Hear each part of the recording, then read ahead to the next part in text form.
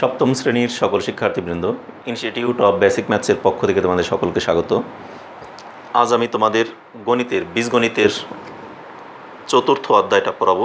চতুর্থ অধ্যায় এখানে আছে বীজগণিতীয় রাশির গুণ ও ভাগ। এখন এই অধ্যায়ে তোমাদের প্রথম দিন আমি শুধু মৌলিক আলোচনাগুলো করে গেছিলাম। বীজগণিত কী, বীজগণিতের রাশিগুলো কী, রাশিগুলো দিয়ে কোনটা কোন পদ রাশি, একপদী দ্বিপদী ত্রিপদী রাশি কোনগুলি, সেগুলি সম্পর্কে আলোচনা করছিলাম। এরপরে তোমার এগুলির চলকগুলোর ঘাত বা সূচক সম্পর্কে কিছু আলোচনা করেছি, মানে বিস্তারিত কিছু মৌলিক আলোচনা গতদিন করে গেছিলাম। এখন আজকে আমি তোমাদের এই বীজগণিতের রাশির গুণ সম্পর্কে প্রধানত আলোচনা করব। দেখো, বীজগণিতের রাশির গুণের ক্ষেত্রে বেশ কিছু নিয়ম আছে বা বিধি আছে। এখন সেই গুণের প্রথমটাই এখানে দেখো, বইয়ের 4.1 এখানে লেখা আছে গুণের বিনিময় বিধি। বিনিময় বিধি বলতে কি?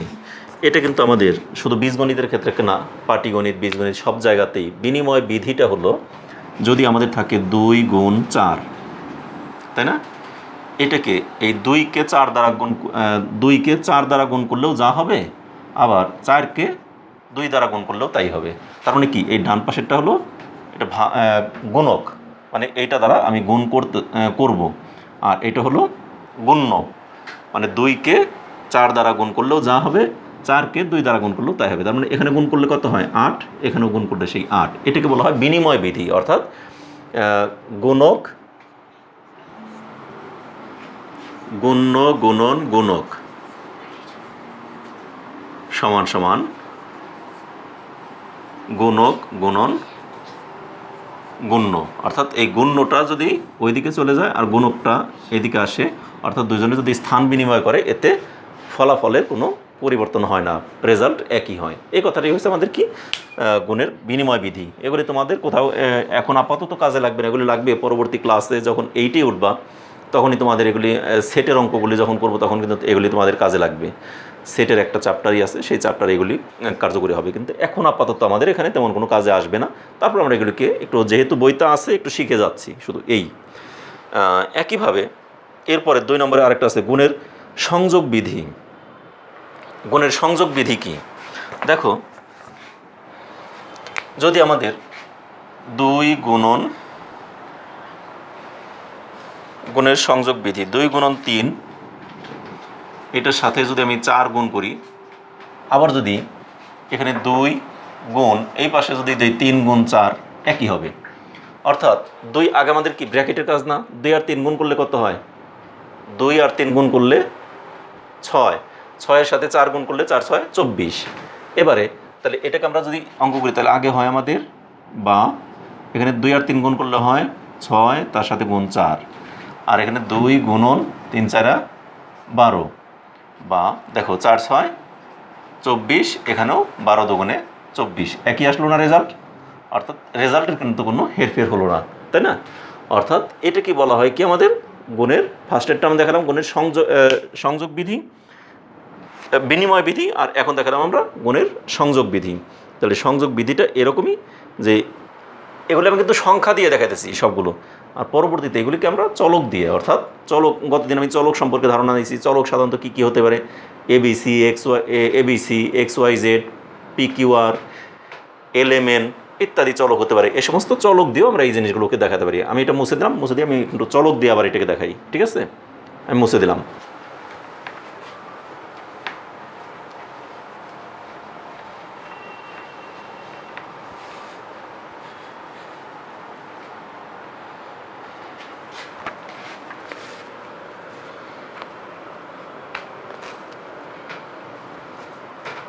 দেখো, ফার্স্ট আমি বলছিলাম গুণের বিনিময় বিধি, অর্থাৎ A গুণন B সমান সমান, তাহলে B গুণন A, এটাকে বলা হয় কি, বিনিময় বিধি। এরপরে আরেকটা হলো সংযোগ বিধি গুণের। তাহলে গুণের সংযোগ বিধি কি? A গুণন B, তার সাথে যদি গুণ করি C সমান সমান, দেখো এই A গুণন B গুণন C, অর্থাৎ A আর B আগে গুণ করে তার সাথে C গুণ করলেও যা হবে, আর B আর C আগে গুণ করে তার সাথে A গুণ করলেও একই হবে, কারণ এগুলি প্রত্যেকটা দুই পাশের রেজাল্ট, অর্থাৎ ফলাফল একই আসবে। আর এটাকে বলা হয় কি, গুণের সংযোগ বিধি।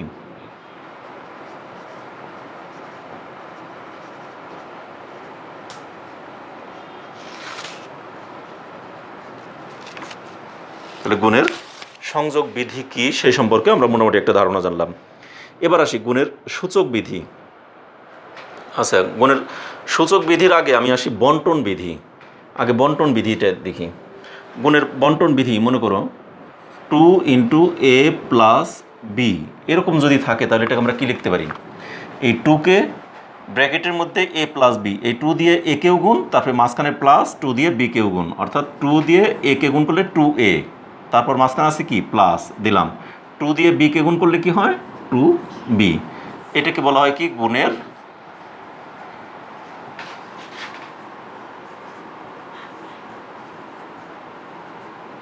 বন্টন বিধি। তাহলে আমরা 3টা জিনিস এখানে জেনে গেলাম। এবার আসি আমরা সূচক বিধি। সূচক সম্পর্কে আমি কিন্তু তোমাদেরকে গত দিনই একটা ধারণা দিছি। সূচক কি? সূচক মানে ও যে পাওয়ার বা ঘাত, অর্থাৎ এখন সেই সূচক বিধি গুণের মনে করো x square into x cube. এখানে তো এটা কি গুণ চিহ্নটাকে আমরা যেমন পাটিগণিতে গুণ চিহ্ন বলতে শুধু এইটাকেই বুঝি, তাই না? আর বীজগণিতে আমরা এই চিহ্নটাও ব্যবহার করতে পারি, আবার শুধু একটা ডট, এই ডটটা মানে একটা গুণ, এই ডট দিলেও এটাকে গুণ বোঝাবে। কিন্তু পাটিগণিতে কিন্তু আমরা সেটা বুঝি নাই, এরকম ডট দিলে সেটাকে আমরা দশমিক বুঝে আসছি। কিন্তু বীজগণিতে কিন্তু এখানে দশমিক না হয়ে এটাকে আমরা ডট মানে একটা গুণ চিহ্ন বুঝবো। এটা কিন্তু তোমাদের মাথায় রাখতে হবে। তাহলে সেই অনুযায়ী যেখানে আমরা লিখলাম এক্স স্কোয়ার, এই ডট ডট মানে কি এটা ইন্টু ইন্টু এক্স কিউব। তাহলে এক্স স্কোয়ার আর এক্স কিউব দুইটাকে আমরা যদি গুণ করি, তাহলে গুণ করলে এগুলিকে আমাদের এখন সূচক বিধি যে বললাম সেই সূচক বিধিতে আমরা জানি সূচক মানে কোনটা, এগুলি কি সূচক না? এই যে 2, 3 এগুলি কি সূচক, সূচক, তাই না? এই সূচকের নিয়ম হলো আমাদের চলক দুইটা একই থাকবে। চলক যদি একই চলক বিশিষ্ট একাধিক রাশি থাকলে সবগুলোকে আমরা একটা লিখতে পারি, লিখে প্রত্যেকটা চলকের যে ঘাতগুলো আছে বা সূচকগুলো আছে সূচকগুলোকে গুণের ক্ষেত্রে যোগ করে দেব। অর্থাৎ এখানে 2 + 3 সমান সমান কত হবে? এক্সের পাওয়ার 2 আর 3 5। মনে থাকবে x square into x cube, x square আর এক্স কিউব, এটা যদি আমরা দুটো গুণ করি, গুণ করতে গিয়ে তোমরা অনেক সময় করে ফেলো কি, তাহলে এক্সের পাওয়ার হবে কত 3 × 6 লিখে দাও, কিন্তু সেটা কিন্তু না, কারণ আমাদের সূচক নিয়ম বা এটাকে বলা হয় কি গুণের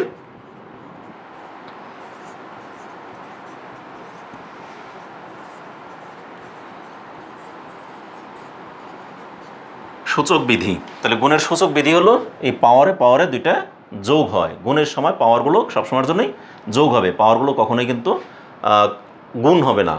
আমরা চলক দুইটাকে এক রেখে শুধু পাওয়ার দুইটাকে যোগ করে দিলাম। এখন দেখো যদি থাকে আমাদের x⁵ ইন্টু x⁻10 সমান কত হবে বলো? আমাদের হবে কত? x⁻15 একবারে লিখে দিতে পারি। কিভাবে? আমরা জানি গুণ আছে মানে পাওয়ার দুইটা যোগ, অর্থাৎ 5 আর 10, 5 আর 10 যোগ করে কত হবে? 15। তাহলে এরকম লিখে দিতে পারি, অথবা এখানে আমরা যোগ করেও দেখা দিতে পারি 5 + 10 = x⁻15, এরকম আমরা লিখে দিতে পারি। তার মানে এই গুণ করতে গেলে এই কাজটা করতে হবে। এবার আসি আমরা, দেখো এই সূচকের মধ্যে কিন্তু আবার একটা ব্যাপার রয়ে গেছে, সেটাকে আমি অন্য কালি দিয়ে দেখাই। এখানে এটাকে মুছলাম না, আগে না মুছে অন্য কালি দিয়ে দেখাই দিই। এটা যদি আমাদের এরকম থাকে এক্সের পাওয়ার উপরে 2 আছে, তাকে ব্র্যাকেট দিয়ে আবার 3 দিয়ে দিলাম, পাওয়ার 3 দিলাম, তাহলে এক্ষেত্রে কি হবে? ব্র্যাকেট মানে কি এক্স স্কোয়ার যেটা আছে এইটা কতবার, এই ব্র্যাকেট মানে এই পাওয়ারটা কতবার আছে? 3 বার, তাই না? তাহলে এটাকে আমরা লিখতে পারি কিভাবে? X square into x square into x square, মানে এই পুরাটার পাওয়ার 3 মানে কিউব। তাহলে 3 মানে কি এই এক্স স্কোয়ারটা কয়বার আছে? 3 বার। তাহলে x square X square X square লিখলাম, তাই না? লিখে এটাকে আমরা কি করতে পারি? এক্সের এখন সবগুলোই গুণ, গুণ থাকলে কি আমরা জানি কি পাওয়ারগুলো কি হয়? যোগ না? তাহলে কত হবে?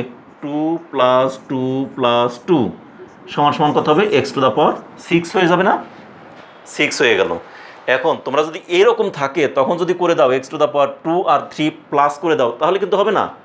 তাহলে একটা পাওয়ার আছে, সেটাকে ব্র্যাকেট দিয়ে যদি আরেকটা পাওয়ার দেওয়া দেয়, তখন কিন্তু আমাদের এভাবেও ভেঙে লিখতে পারি, অথবা ওই ক্ষেত্রে আমরা এটাকে শর্টকাট লিখতে পারি। কিভাবে এটাকে আমরা শর্টকাট লিখতে পারি? এক্স টু দ্য পাওয়ার 3 দুগুণে 6। আমরা শর্টকাট এভাবেও লিখে দিতে পারি। যদি ব্র্যাকেট দিয়ে কোনো একটা স্কোয়ার বা কিউব কোনো একটা চলকের আছে, মনে করো এ টু দ্য পাওয়ার 10, তার পাওয়ার আছে আবার স্কোয়ার, তাহলে এখানে কত হবে বলো তো? 10 আর 2 12 হবে। এটা সমান সমান আমার কি এ টু দ্য পাওয়ার 12 হবে? না, 12 হবে না।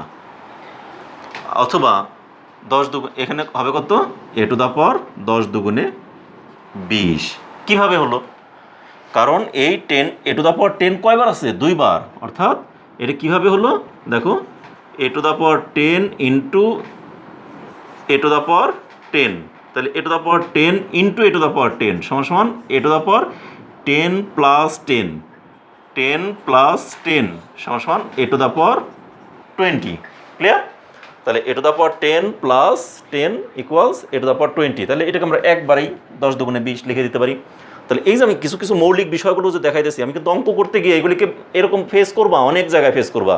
তাহলে সেই ফেস করতে গিয়ে যেন তোমাকে বোঝাতে আমার আবার মৌলিক আলোচনায় চলে না আসতে হয়, এই জন্য আমি কিন্তু একদম মূল জিনিসটাকে, এই সূচক বিধিটা কিন্তু তোমাদের সবচেয়ে বেশি গুরুত্বপূর্ণ, কারণ এটা নিয়ে আমাদের গুণের মধ্যে সবচেয়ে বেশি কার্যকরী হবে। এরপরে আসি আমি আর একটা জিনিস, কোন একটা সংখ্যা গুণ করতে হলে আমরা ওটা অঙ্কের মধ্যেই সরাসরি দেখাই দিই। অঙ্ক করতে গেলে অঙ্কের মধ্যে এগুলি ক্লিয়ার হয়ে যাবে। এই জন্য এখন আপাতত আমি মোটামুটি যেটুকু বোঝানোর, এখান থেকে আমরা 4টি বিধি শিখালাম গুণের। এটা বিনিময় বিধি, গুণের সংযোগ বিধি, গুণের বন্টন বিধি, আরেকটা হলো গুণের সূচক বিধি। এই যে আমরা 4টা বিধি শিখালাম, সেই বিধি দেখো আমরা এখানে যে গুণের সূচক বিধি, এই সূচক বিধিটাই কিন্তু একটু বেশি জায়গা জুড়ে বেশি আলোচনা করে ফেলেছি, এবং এটা অবশ্যই বেশি গুরুত্বপূর্ণ। এটাকে তোমরা সুন্দর করে যেভাবে যেভাবে লিখলাম, যে যে অপশনগুলো দিয়ে দিছি, এগুলিকে খাতায় তুলে রাখবে, এবং এগুলিকে স্ক্রিনশট দিয়ে রাখতে পারো মোবাইলে অথবা তোমাদের যে ল্যাপটপে, যেখানেই তোমরা ক্লাস করি না কেন। এবং একই সাথে এগুলিকে তোমরা খাতায় তুলে ফেলবে। খাতায় তুলে রাখলে এগুলি দেখলে তোমাদের যে কোনো সমস্যাটা সাথে সাথে সমাধান করতে সহজ হবে, অর্থাৎ এগুলি তোমরা বুঝতে পারবে সহসায়। তাহলে এটা হয়ে গেলো, এগুলো আমি মুছে দিই। এগুলি মুছে দিয়ে তারপর আমি নতুন অঙ্কে একবার সরাসরি, এখন আজকে আমি অঙ্কে চলে যাব। তা ঠিক আছে, আমি অঙ্কটা তাহলে একটু মুছে দিই। তাহলে দেখো, আমি বোর্ডটাকে একটু ক্লিন করে নিলাম। এবার তোমাদের আমি সরাসরি অঙ্কে চলে যাই। বেশ কিছু মৌলিক কিছু ধারণা তোমাদেরকে দিলাম, এই মৌলিক ধারণার প্রেক্ষিতে এখন আমি সরাসরি অঙ্কে চলে আসি। এখানে উদাহরণগুলোর মধ্যে কিছু অঙ্ক আছে। উদাহরণে যেমন দেখো, এক পদী রাশিকে এক পদী রাশি দ্বারা গুণ, এখানে আছে 4.3-এ। তারপর আছে বহুপদী রাশিকে একপদী রাশি দ্বারা গুণ, তারপরে বহুপদী রাশিকে বহুপদী রাশি দ্বারা গুণ। বিভিন্ন ধরনের অঙ্কই এখানে আছে, কিন্তু আমি অঙ্কগুলো কোনটি একপদী রাশিকে একপদী রাশি দ্বারা গুণ, কোনটিকে দ্বিপদী রাশিকে বহুপদী রাশি দ্বারা গুণ, বলে আমি অঙ্কের মধ্যেই তোমাদেরকে শিখিয়ে দেবো। এই জন্য এখন আর ওগুলি দরকার নেই। এরপরে গতদিনে আমি তোমাদের গুণের ক্ষেত্রে প্লাস মাইনাসের যে ব্যবহার, প্লাসে প্লাসে প্লাস হয়, মাইনাসে মাইনাসেও প্লাস হয়, প্লাস মাইনাসে মাইনাস হয়, মাইনাসে প্লাসে মাইনাস হয়, এগুলি তোমাদের গতদিনই বুঝিয়ে দিয়েছি। এবং সেইগুলির আলোকে আজকে আমি সরাসরি অঙ্কে চলে যাই। অঙ্কে 4.1 অনুশীলনীর দেখো, আমি শুধু একপদী রাশিকে একপদী রাশি দ্বারা গুণ করব, কারণ পদ কী সে সম্পর্কে তোমাদের বিস্তারিত ধারণা আমি দিয়ে আসছি। কারণ এখন আমি যেটাই বলবো সেটাই তোমরা বলবো হ্যাঁ এটা তোমরা জানি, কারণ সবগুলো জানাই আসছি, শিখাই আসছি, বোঝাই আসছি। এখন আমি এই জন্য তোমাদেরকে সরাসরি অঙ্কে চলে যাব। ঠিক আছে, দেখো 4.1 অনুশীলনীর 1 নম্বর অঙ্কটা। একে এখানে আমাদের কী দেওয়া আছে? 3ab, 4a³ এটা আমাদের দেওয়া আছে। এখন বলছে প্রথম রাশিকে দ্বিতীয় রাশি দ্বারা গুণ করো।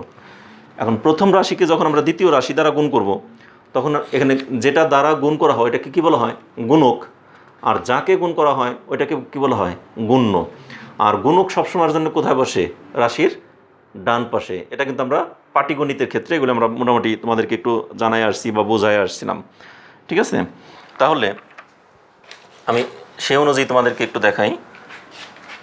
আমাকে বলছে প্রথম রাশিকে দ্বিতীয় রাশি দ্বারা গুণ, তাহলে দ্বিতীয় রাশি কোনটা? এটা, তাই না? এই রাশি দ্বারা যখন আমরা গুণ করব, তাহলে এটা হবে কোথায়? যার দ্বারা গুণ করব। যেমন এখানে একটা রাশি, এখানে আরেকটা রাশি, মাঝখানে গুণ চিহ্ন। তাহলে এই যে দ্বিতীয়তে যেটা থাকে এটা হলো গুণক। গুণক মানে কি? যার দ্বারা গুণ করা হয়। আর ফার্স্টে যেটা থাকে এটা হলো কি? গুণ্য। মানে যাকে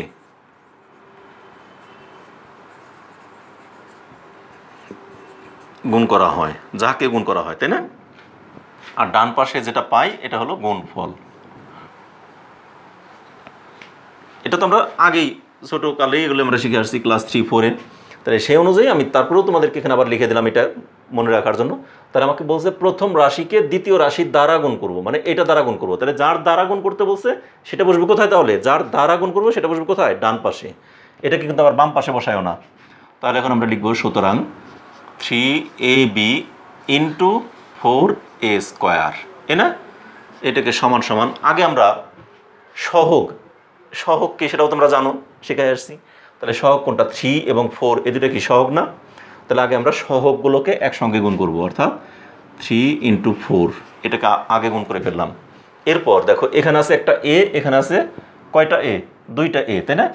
একটা এ গুণ দুইটা এ গুণ, তাহলে একটা এ মানে কি? এটার পাওয়ার আছে কত? 1 আছে না? তাহলে আমি কিছুক্ষণ আগেই গুণের সূচক বিধিতে শিখাই আসলাম, যখন আমাদের একই ধরনের, আমাদের এটাকে কি বলা হয়? উপরেরটাকে যেমন বলা হয় ধ্রুবক কি সূচক, আর নিচে যে মানটা থাকে এটার নাম কি? এটার নাম হলো ভিত্তি। যেমন আমি যে বললাম এক্সের পাওয়ার যখন 10 দিলাম, এটা কি বলা হয়? কি? সূচক। আমি কিন্তু এর আগেও দেখাই আসছি, তাই না? সূচক বা ঘাত বা পাওয়ার। আর এই নিচে যে রাশিটা থাকে এই রাশিটার নাম হলো কি? এটার নাম হলো কি আমাদের? ভিত্তি। মানে একটা বিল্ডিং কি পিলারের উপরে দাঁড়ায় আছে না? পিলারের উপরে অনেক কিছু, অনেকগুলো রুম, অনেক কিছু এখানে আসছে, খালি নিচে কয়েকটা পিলার। এই পিলারগুলো কি বলা হয়? কি? বাড়ির ভিত্তি বা বেজ। তাহলে ওইরকম এই এক্সটা হলো ভিত্তি। এই ভিত্তির উপরে দাঁড়িয়ে আছে 10, অনেক কিছুই থাকতে পারে, বুঝতে পারছো না? তাহলে এই ভিত্তিটা হলো এক্স, আর উপরে এগুলি হলো সূচক, ঘাত বা পাওয়ার। ক্লিয়ার? তাহলে এই অনুযায়ী আমরা তাহলে দেখো এই যে ভিত্তি সবসময়ের জন্য 1 হতে হবে। যখন আমরা গুণ করব তখন ভিত্তিগুলো যদি 1 থাকে তখনই তাদেরই একমাত্র সদৃশ ভিত্তিগুলোর শুধুমাত্র পাওয়ারগুলোকে আমরা যোগ করব গুণের ক্ষেত্রে। কিন্তু অন্য ভিত্তির, এক ভিত্তির সাথে আরেক ভিত্তির পাওয়ারকে যোগ করব সেটা কিন্তু হতে পারে না। তাহলে এখানে আমাদের এ একটা ভিত্তি, এখানেও এ আছে, এই এর ভিত্তি কত আছে? 1, এখানে এর ভিত্তি আছে 2। ভুল বললাম, এর পাওয়ার আছে মানে সূচক আছে 1, এর সূচক আছে 2, এই দুইটাকে গুণ করবো। তাহলে এ আর এ স্কোয়ার গুণ করলে কত হয়? কত হবে? এ 1 + 2 সমান সমান এ কিউব। আমরা ওইভাবে 1 + 2 এভাবে আর ভেঙে ভেঙে এটা তোমাদেরকে বুঝাইলাম, কিন্তু এখানে দেখাবো না, এখানে আমরা সরাসরি করে ফেলি। অথবা দেখাই দিই প্রথম একটা অঙ্ক, এ ইন্টু এ স্কোয়ার লিখলাম, আর বি এখানে একটাই আছে, এ পাশে আর নাই, তাহলে শুধু একটা বি আছে, তাই না? তাহলে আমরা এখানে লিখি 3 × 4 = 12। এর পাওয়ার কত হবে? এখানে 1 আর 2 3 বি। বুঝতে পারছো এবার আমাদের গুণটা কিভাবে করতে হয়? তাহলে গুণ করলাম 3ab ইন্টু 4a²। তাহলে এই 3 আর 4 আগে কনস্ট্যান্ট ভ্যালু, অর্থাৎ সহগ যেটা আছে সহগগুলোকে আগে গুণ করলাম, তারপর আগে দেখব একই ভিত্তি, অর্থাৎ এ আর এ কে গুণ করলাম। তাহলে এ আছে একটা, এ আছে দুইটা, তাহলে এ আছে মোট, এ হলো কয়টা? 3টে। বি আছে শুধু একটাই, আর এখানে নাই, তাহলে বি একটাই রয়ে গেল। তাহলে এর সাথে বি এর ঘাত আছে 1, এটার সাথে বি এর ঘাত আছে 1, আর এর ঘাত আছে 2। এটা কিন্তু আমরা যোগ করব না, শুধু এর ঘাতগুলোর সাথে বি এর ঘাতই যোগ করব। বি এর যদি আরও থাকতো বি এর ঘাতের সাথে বি এর ঘাত যোগ করতাম। বুঝতে পারছো? একটা অঙ্ক করলাম, আরও দুই একটা অঙ্ক করলে এগুলি ক্লিয়ার হবে আর কি। এখন একটা অঙ্ক করলাম, এখন বাকি অঙ্কগুলো আমি খুব দ্রুত করবো। একটা অঙ্ককে আমি খুব ধীরে ধীরে তোমাদেরকে ভেঙে ভেঙে বোঝালাম। বাকি অঙ্কগুলো দেখো আমি আর দুই একটা অঙ্ক করে দিই একদম খুব দ্রুত।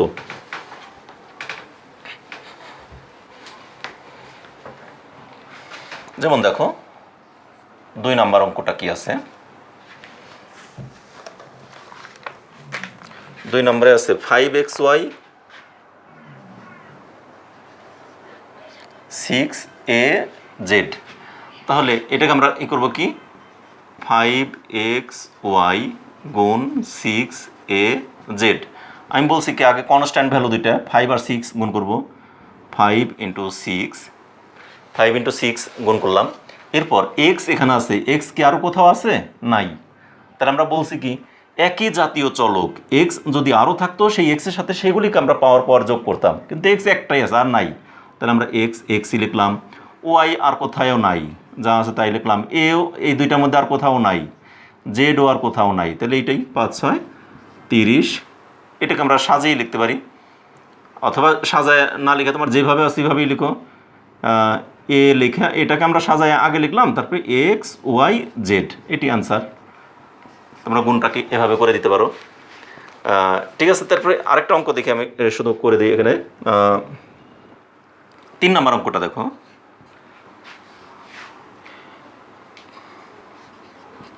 5a square X square 3a x to the power 5 Y.